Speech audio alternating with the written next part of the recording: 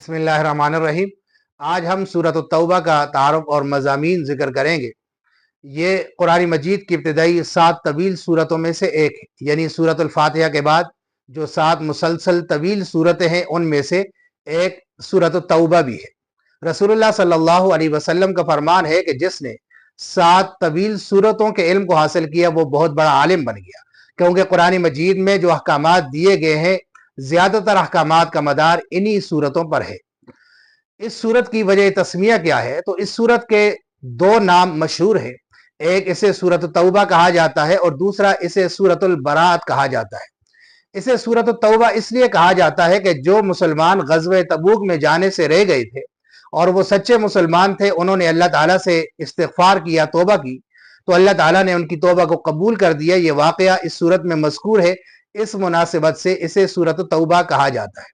और इसे सूरतुल बरात इसलिए कहा जाता है कि इस सूरत की इब्तिदा में अल्लाह और उसके रसूल की जानिब से मुशरिकीन से बरात और बेजारी का ऐलान किया गया है।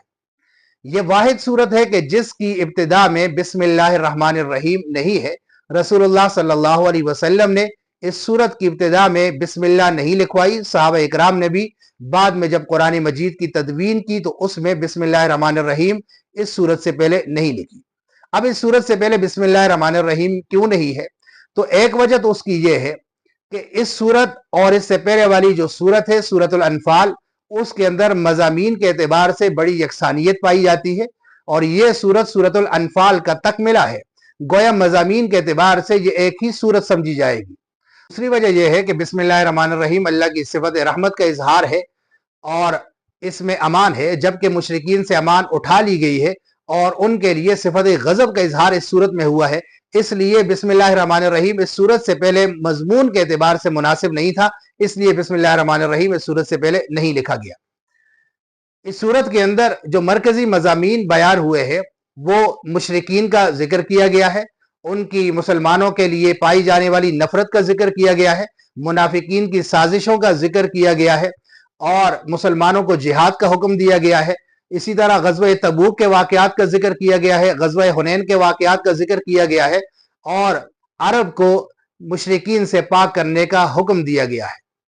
ये सूरत आखिरी ज़माने में नाजिल हुई जब 8 हिजरी में मक्का फतह हो गया और ग़ज़वे हुनैन में ताइफ और कबीला बनु सकीफ जैसे कबाइल पर भी मुसलमानों को गलबा मिल गया और आसपास के तमाम इलाकों में इस्लाम का परचम लहराया जाने लगा। तो कमज़ोर कबाइल के लिए इस्लाम लाने में जितनी भी रुकावटें थी वो ख़त्म हो गई। चुनांचे लोग जोक दर जोक आकर इस्लाम कबूल करने लगे। अब ये वक्त आ गया कि इस इलाके को इस्लाम की मरकजियत का दर्जा दे दिया जाए। चुनांचे मुसलमान जब ग़ज़वे तबूक से वापस आए तो 9 हिजरी में इस सूरत की इब्तिदाई आयात नाजिल हुई और उसके अलावा बाकी आयात आगे पीछे मुतफर्रिक तौर पर नाजिल हुई। इस सूरत की इब्तिदाई आयात के मुतालिक रसूलुल्लाह सल्लल्लाहु अलैहि वसल्लम ने हज के मौका पर ऐलान मुनासिब समझा। जब अबू बकर सिद्दीक रजी अल्लाह तआला अन्हु को आपने हज का अमीर बनाकर 9 हिजरी में भेजा, आप थोड़ी देर आगे गए, उसके बाद हजरत अली उल मुर्तज़ा रजी अल्लाह तआला अन्हु को रसूलुल्लाह सल्लल्लाहु अलैहि वसल्लम ने अपना कासिद बनाकर भेजा। जब हजरत अली उल मुर्तज़ा रजी अल्लाह तआला अन्हु अबू बकर सिद्दीक को पहुंचे तो अबू बकर सिद्दीक रजी अल्लाह तआला अन्हु ने उनसे इस्तिफसार किया कि आया आप अमीर बनाकर भेजे गए हैं या मामूर बनाकर भेजे गए हैं? तो हजरत अली उल मुर्तज़ा रजी अल्लाह तआला अन्हु ने जवाब दिया कि अमीर तो आप ही, मैं मामूर बनाकर भेजा गया हूं और मुझे यह हुक्म दिया गया है कि मैं बरात का ऐलान उन्हें सुनाऊं।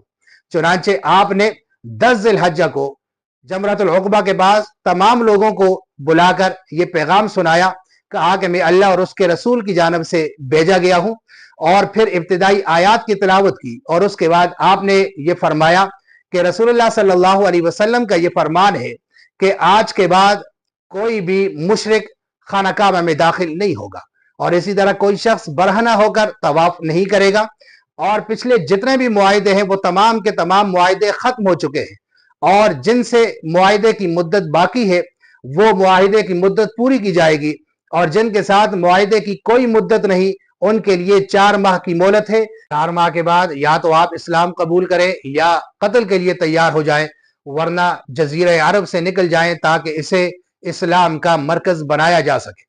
इस सूरत में मुख्तलिफ कबाइल के लिए मुख्तलिफ मुद्दतें और मोहलतें मुतय्यन की गई हैं। اس کی وجہ یہ ہے کہ مسلمانوں کے معاملات کی نوعیت مختلف قبائل کے ساتھ مختلف تھی۔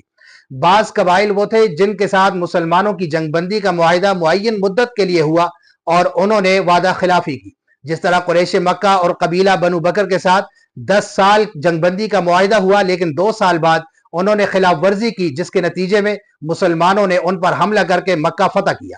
لیکن چونکہ مشرکین مکہ وہی موجود تھے، اس لیے اب حکم یہ آیا کہ آپ حرمت والے مہینوں میں وہاں رہ سکتے ہیں، اور لیکن حرمت والے مہینوں کے بعد آپ کو وہاں سے نکلنا ہوگا، ورنہ آپ کو قتل کے لیے تیار ہونا ہوگا۔